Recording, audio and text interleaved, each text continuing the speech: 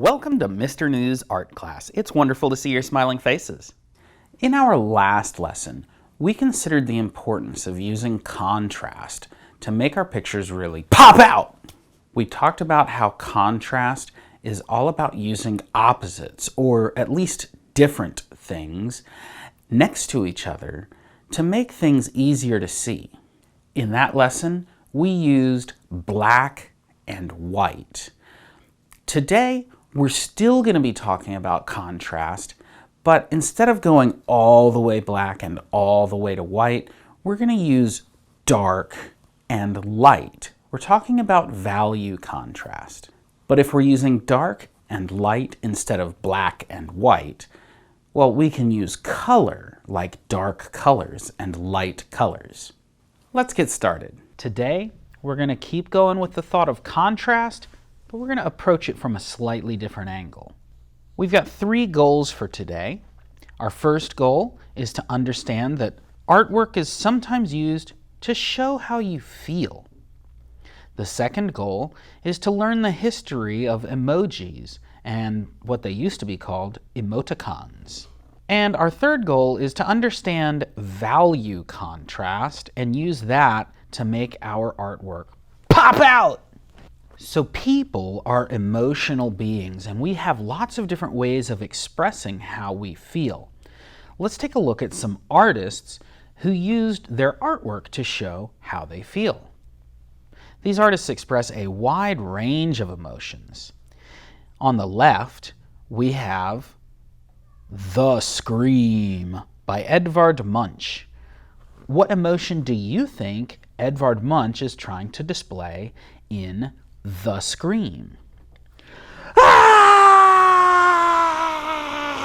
It's okay. It's okay. Expressing that feeling in a piece of artwork, for example, can be one great way to sort of let some of that scream out without actually being mean to people. The painting in the middle is called The Starry Night by Vincent van Gogh. Now, Vincent van Gogh was an expressive painter, and most of his paintings showed sadness and loneliness. But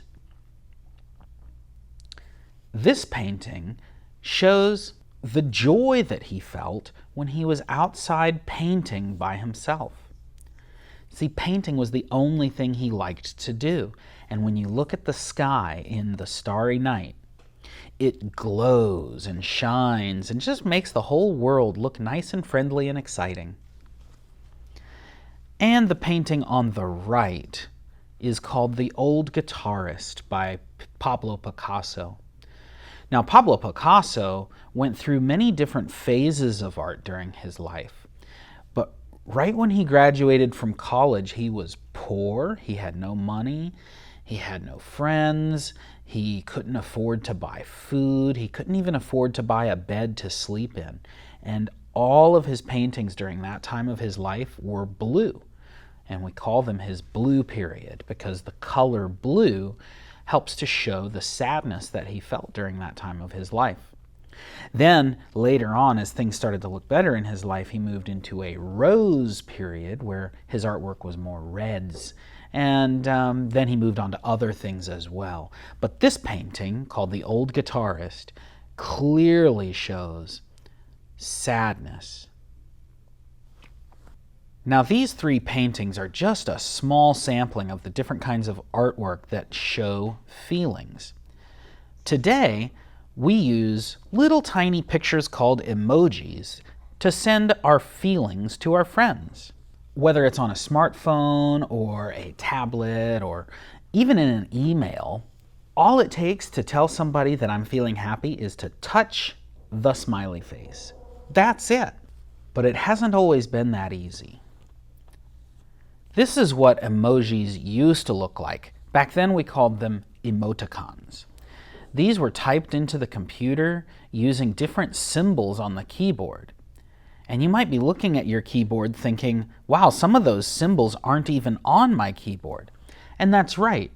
We used to have special combinations of buttons that we would push to make specific symbols show up on the screen. And before that, We would even use simple little things like just a colon and a parenthesis to make a sideways happy face that you have to turn your head this way to see. But nowadays, we just use these fun little emoji pictures. We're going to come back and talk about those in just a second. First, let's have a talk about value. This picture right here is called the yin-yang. You might have seen it before. Notice that there's a dark black section and a bright white section. In art, the word value refers to how light or how dark something is. If I make the whole screen yellow, it's very bright. If I make the whole screen this blue, it's very dark. And if I put that yellow next to that blue, they're very different, aren't they? I could make the yellow darker or the blue lighter. And if they're both really bright, there's no contrast. If they're both really dark, there's no contrast. But if one is bright and the other is dark, then they pop out. That's using value to create contrast in your art. So we're going to use that thought combined with the emoji thought to create a high contrast piece of artwork that's going to pop out. So I'm going to flip to an empty page in my sketchbook and get my supplies ready. For your assignment today, you're going to want to draw an emoji face, and you're going to pick one of those emojis that shows how you feel right now. And then you're going to make that really big, and in the background behind it, you want to use value to create contrast. Here's what I mean. I'm going to start with my pencil just so that I can erase any mistakes I make. And in the middle of my page, I want to make one really big circle. I don't want to make a little bitty emoji because then it's not going to stand out very much. Remember, the whole point of this is to make it pop out. So I want to make it big. Now, if your circle doesn't quite look perfect, don't freak out. I'm not expecting a perfect circle. I just want to see that you've got a nice big emoji. And now I want to pick a face to put into that emoji circle that shows how I'm feeling today.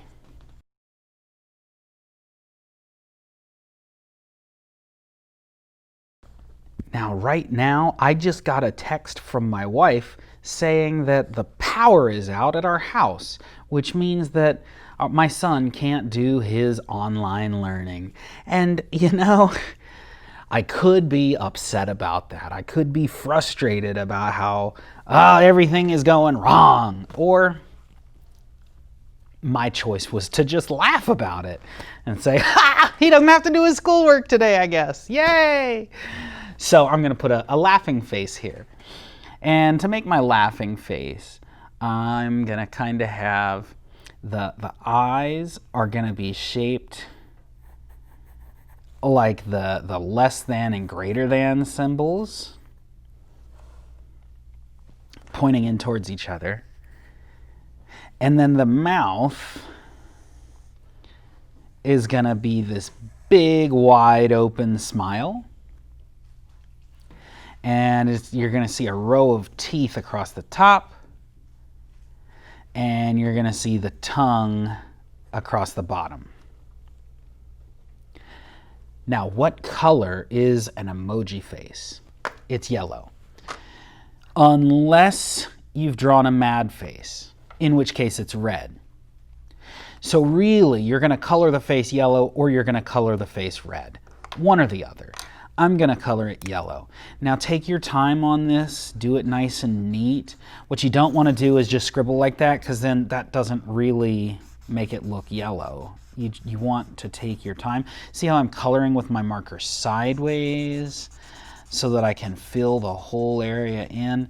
And I'm moving, when I get to the edge, I don't want to go over the line.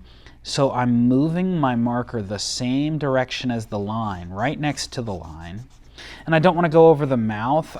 I can turn my paper if that makes it easier to go along this edge.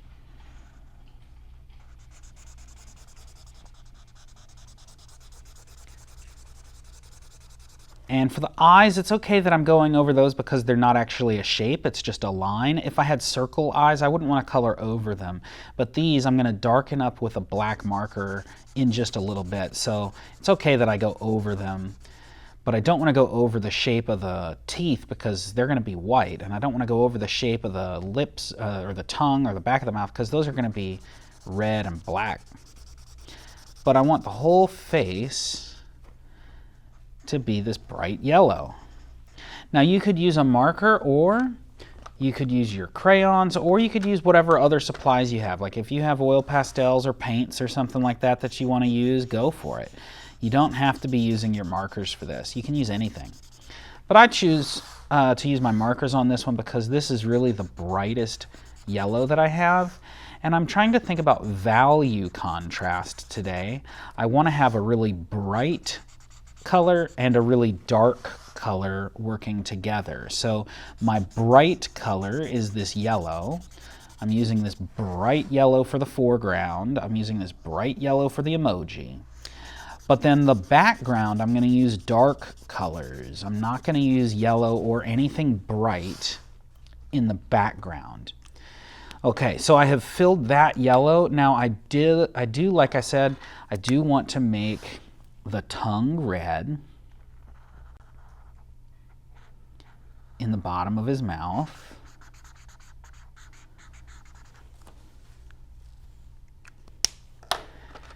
And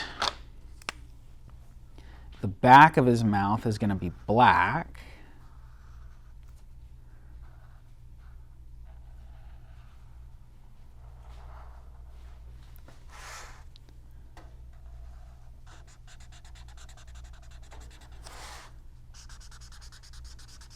You notice that I made that outline before I colored it in. That sometimes can just help make it easier to get all the way to the edges without going over the lines.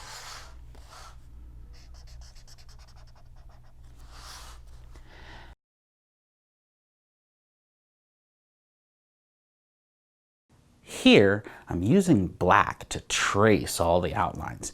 We're going to talk more about that trick in the next lesson.